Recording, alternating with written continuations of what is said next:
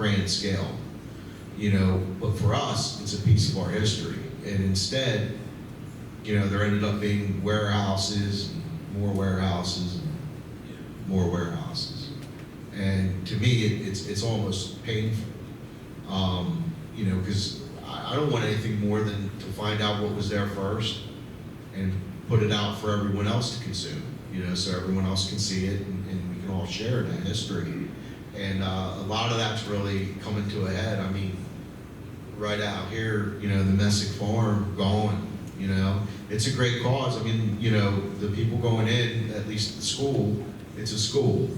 But still, that's gone. And we know darn well the fields above it are going to be gone too.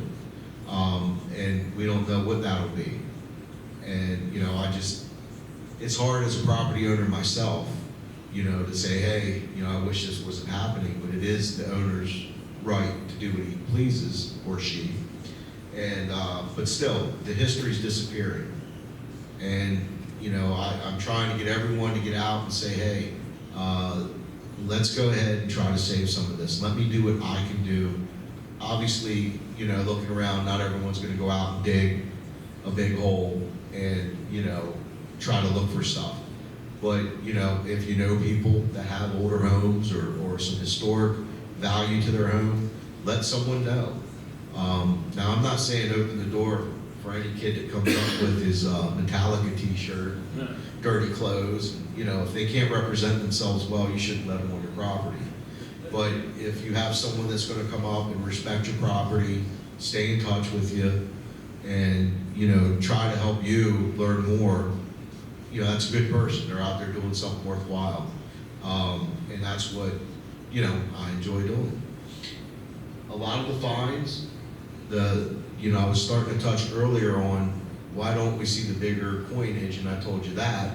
Well, why am I seeing the barber dimes? Well, they're smaller, and the silver content is less than what it would be for the bigger items. So it doesn't scream out in your machine so much. And one of the common years is 1898. That's the most common year barber dime, 1897, 1898, 1899.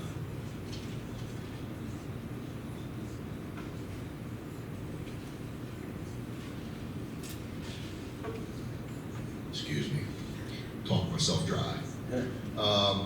And a lot of them are found in this area because of Camp Meade.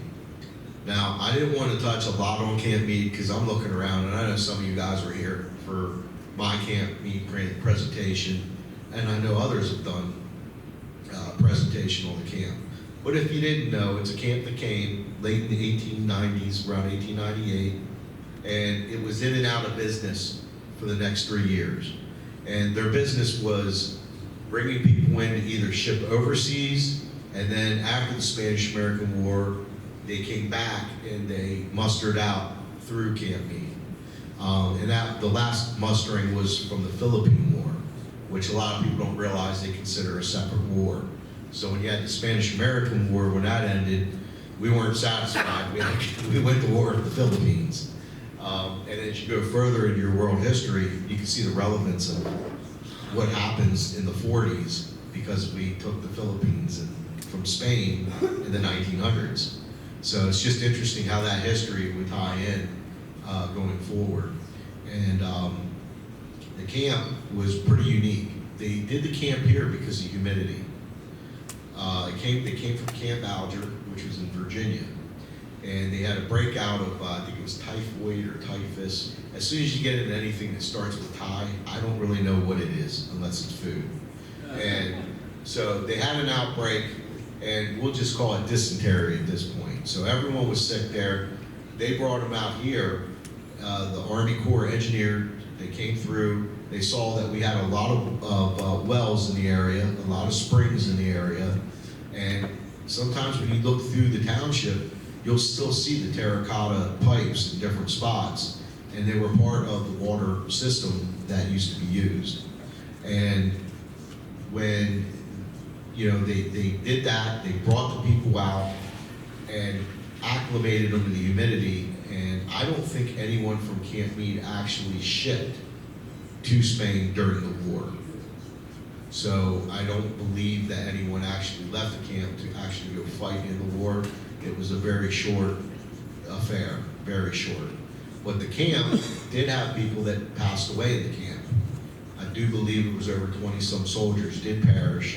I'm not quite sure where they're buried, but I'd be interested if anyone knew of where any of the Camp Meade soldiers are laid, because it is documented through the United States archives that I think it was 26 perished. I didn't get to see details though. That's just all it said in a little brief statement. But the camp, they also had black soldiers as well, which they were trying to acclimate to get to overseas because they believed that they would acclimate better than the white soldiers. I mean, I guess if they came from down south, that might make sense, and I do think that's where the Rough Riders came, either from the South or Midwest or Southwest to start before the Indian Wars. So, you know, or they started with the Indian Wars on the West, and then they took them from the Southwest and brought them down to Virginia. I said that wrong. So, you know, it was all about getting everyone acclimated to go to war. And then when it didn't materialize, then it was all about mustering people out as quickly as they could. At its highest peak of people, there was over 30,000 people here at one time. Not running through, but at the peak of High Spire being full, fields in Middletown being full, fields out in our district in our township being full of soldiers, just everywhere. And there's a gentleman named Fred who they had the exhibit that Nancy was telling me about. He wrote a really good book on it. I have a friend named Ron. That guy, that's someone you need to get for a speaker, because he knows every inch of where everyone was, which is kind of hard to do. I know there's a map that's printed out, but even that map isn't as accurate as one would think, because they're showing an area, but they don't know the exact where at in the area, or if that area, was a little off to the left or to the right. So just interesting knowing that there was that many soldiers here. And with that, we found numerous relics, badges, buttons. I don't know what it was. Lots of shell casings. And it doesn't seem like it was hunting, okay? So my thought is they did a lot of shooting up in the air. I know they did shooting practice where they shot from Middletown High School and they shot up into, it used to be called Nauman's Farm, and I don't know who owns it now, but they would shoot from Middletown to their house. We found where the bullets were hitting in the ground, and we dug out thousands of lead bullets. And it's just interesting to know how the grounds were used.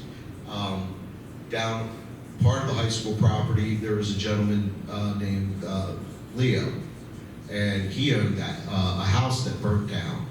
And that house, which is at the end of that field, that was part of one of the Camp Meade, well, the whole high school, all of the middle school, that whole section was all camp.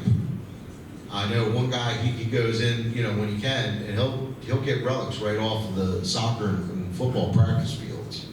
But all through there, all that history, it's just been sitting there, and now we're losing it more and more and more. And I just think it's time that maybe we step up and do something about it. Like try to help out and let people know, hey, talk to a relative. I know you have this old house. Let's get someone to research it.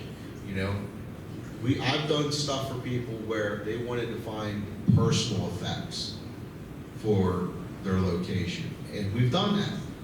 We've brought out where we've given them stuff. I have one guy, I have a whole tray to give once I clean it up. It's getting pretty late, I need to clean it up. But, once I get that all cleaned up and researched, which usually takes me about 6 months because the research isn't as easy as one would think.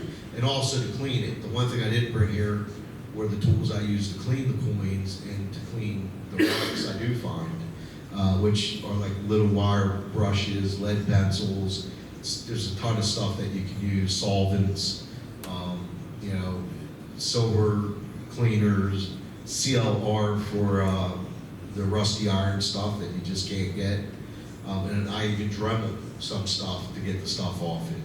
But we need to get out there and we need to try to save that history. And that's kind of what I'm here for, is just to make sure you guys are with that. And if in any way you can go out there and help save history, even if you want to get a metal detector, get a metal detector. It's great exercise. It's what's kept me alive like the last 5-6 years. You know, prior to that, I took it, you know, for granted. I took my health for granted. And over the last 5-6 years, I've been getting, you know, feeling poorly and having stuff. And the detecting keeps me moving. It gets me out of her hair, and it keeps me moving. And so, you know, if you guys even want to do it yourself, I don't discourage anyone. I say go for it. Don't go out and buy something expensive. You don't need it, okay? But go out and have some fun, do some walking. I've had her, you asked me about the parade field. I had her on the parade field, right? Sitting after they cut the stalks of corn back in the day. I had her sitting in a lawn chair at the top of the field while I went detecting. She sat up there looking over the horizon, you know, at everything, and reading a book while I'm out there just having fun. And, you know, so anyone that wants to go do something, it's a good thing to do. Does anyone have any other questions, sir? What's the average time that you spend with a detector until you find something significant or a good find? Generally, I'll detect all day if there's stuff to find. But when I get out there, depending on if someone was there before me, or if there was earth moved, that's a big thing that people don't realize. A lot of the houses in the township, the earth was moved around them. So in some cases, you know, dirt was pushed one way or pushed the other, and sometimes you don't get any signals. I mean, there's days you go out, and I might be out, I usually give it an hour or two, and if I don't find anything leading me on, then I'll bounce to either another spot on that property, or if it's a house and I've gone around it a couple times, you know, you just got to move on. But generally, when I'm out, I'm usually finding things, because you got to kind of do the research. If there's a house out in the open in front of everyone's going to ask to detect that through time, you know. So that's not the house I want to go to. I want to go to the house that no one went to, or very few people ever went to. So that's kind of, if that answers that question for you. Sometimes you get nothing, and sometimes it's a field day. There's a lot of times you get nothing, except junk. You always find something. Okay, if you're just talking something, there's always something in the ground. And it's one thing we do, as we're going through, we're pulling all that metal trash out of the ground. You know, because that doesn't break down. So you pull that out and then we throw it away. So even while we're out there doing what we do, we're kind of doing, you know, Mother Nature a favor as well. And trust me, there's a lot of fill through all the township. Wherever there was a road, chances are your front yard's fill. Excuse me. So any other questions? Have you found any gold coins in the township? I have not, but I found a gold wedding band, and I took it home, and I was so happy. I told my wife I found a gold wedding. I found gold. Now I found gold lockets and some other stuff. They're in the one box, and I said, "Oh man, you know, I'm showing it. It was I think it's 3.8 grams, so it's got some weight to it." And it's, you know, an older ring, you can tell by the way they're worn and whatnot. And I'm showing it to my wife, and I haven't seen it since. Your wife or the ring? No, she's always there. And she cleaned it up, and she eventually put it around one of her chains, and then she wears it on and off now. But no gold coins. I'd like to, and they're hard to find. I mean, where the spot where we found the button and a lot of that colonial copper, can't get on it anymore. That would be a spot where I think there probably could be, because it's a tough signal. You know, like silver just, it's solid. It's within one or two little micro peeps of each other. But gold, it could be a couple different things. And it's jittery. It's never really a solid thing. And what I mean is when you're going over things, you have tones. And that tone will help to tell you what the things are. And, you know, like I said, with certain things, the tone will really stand out. But gold is usually one of the tougher ones. That actually, like, the gold ring I found rung up between aluminum and copper. So, you know, it's difficult. And yet brass will go high like silver will, you know. It's odd. It's just the detector too. My detector could be different. Oh, I'm sorry. My detector could be different from other makers, but that's how it is with mine. Anybody else? I breezed through this one, didn't I? Yes, sir. So, our nation in the 1900s went off of the gold standard. Yeah. Has it always been in history, as far as you know, that some people want to go off of the gold standard or the silver, precious metal, money standard? Well, when you have gold, when you have the precious metal, you have something behind it. Yeah. Yeah, It's in your hand. right, and that came from the Depression. I think that was Roosevelt. Right. And he wanted to print more paper, kind of like we had a president not too long ago who wanted to print paper, and that's what happened. You know, a lot of paper got printed, and for Roosevelt, it was, you know, they took a lot of the gold, they bought a lot of the gold coins back, and I guess the mint melted them. I'm not sure. But I'm talking like 200, 300. Oh, back then, no. I mean, they had silver and gold. Those were the commodities. And copper? Copper wasn't really as big of I mean, copper goes back, I mean, it goes back to Rome. I mean, copper goes far back, you know, in civilization. And so does silver, and so does gold. I mean, they are the three precious commodities. Did Napoleon, instead of having silverware, did he have aluminum ware because it was worth a lot of money before technology changed aluminum? I have no idea. Okay. He never told me. Me,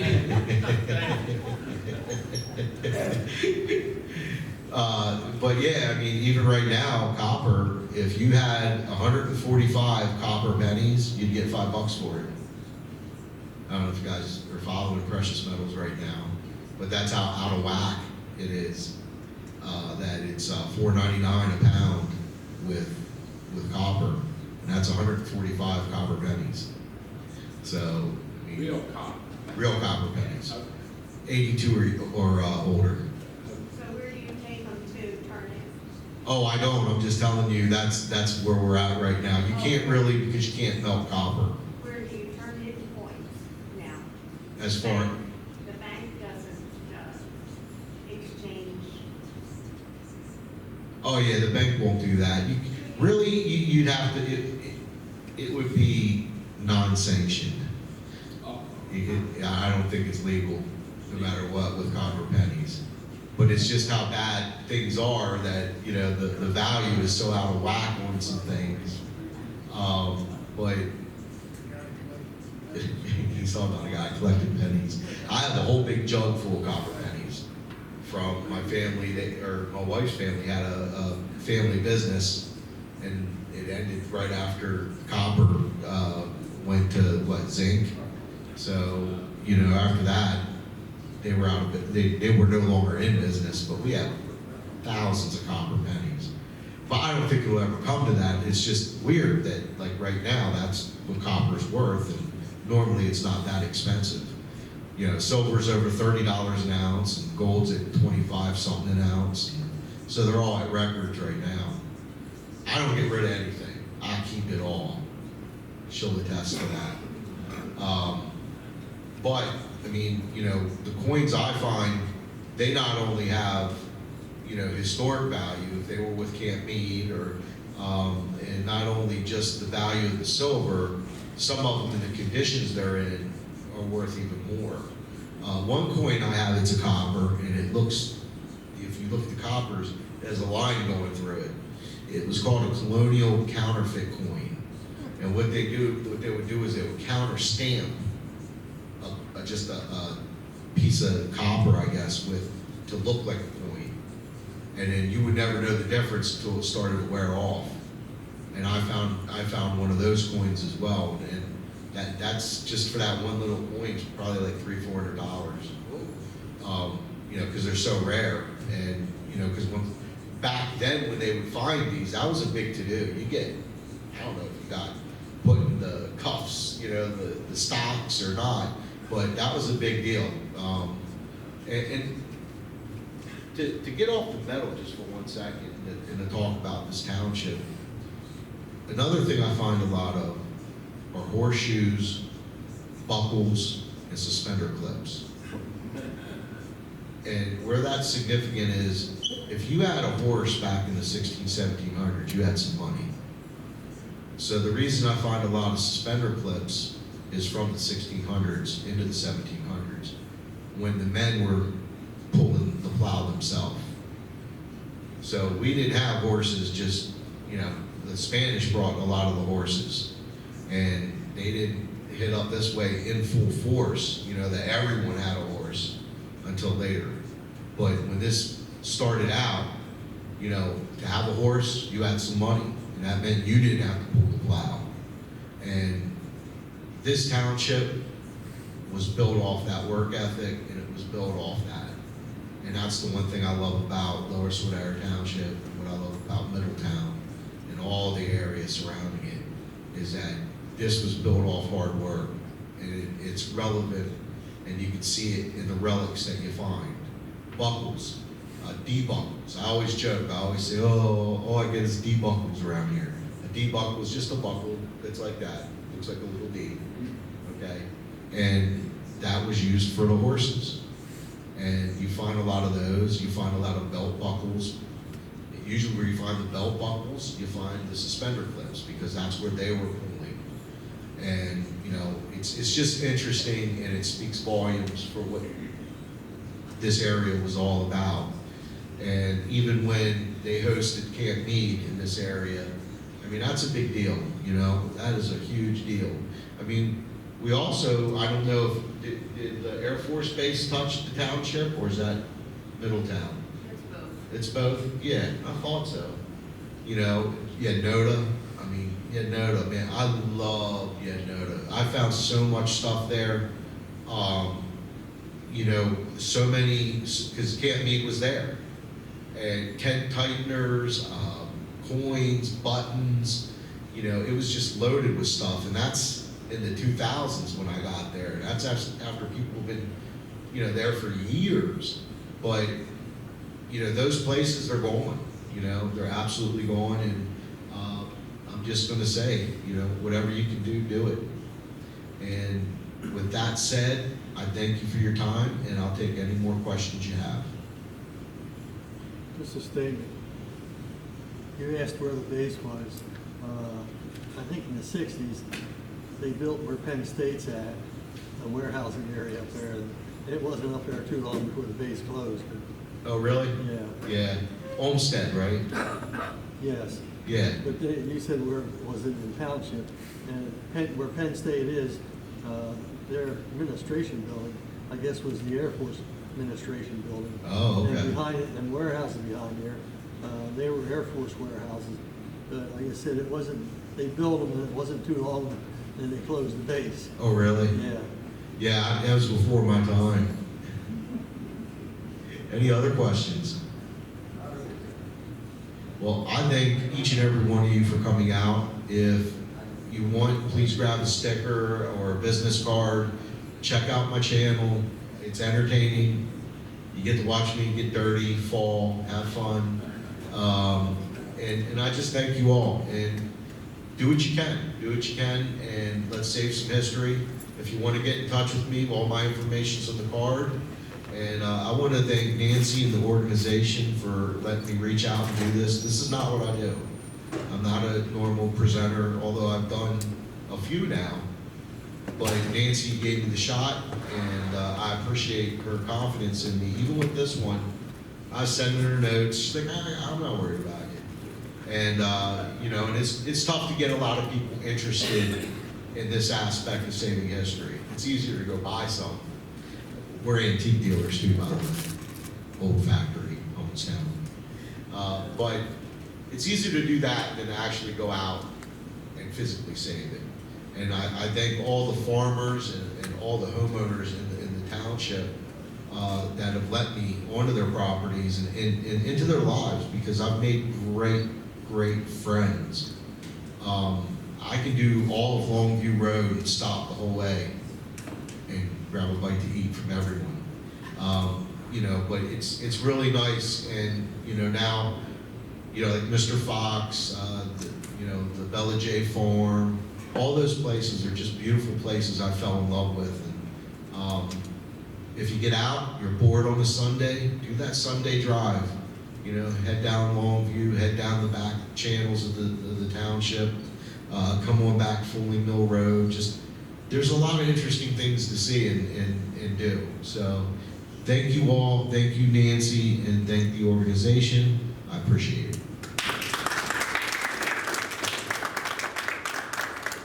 Say anything about the artifacts here, or are you just gonna be here and answer? You guys, if you want to walk by the artifacts, I will stay right here, and you guys can check, ask questions. I don't have any problem with that whatsoever. And like I said, the brown box, feel free to touch anything in there. Your hands will get dirty, but you might see something and go, hey, I remember this, or what is this? Thank you.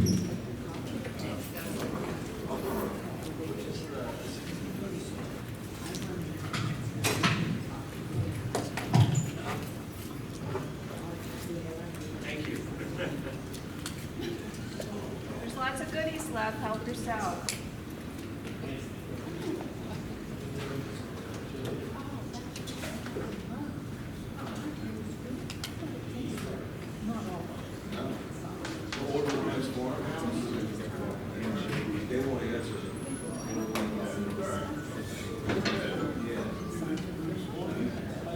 I talked to the lady a couple times, and she, her kids even went to McDowell, I went to McDowell, they never responded.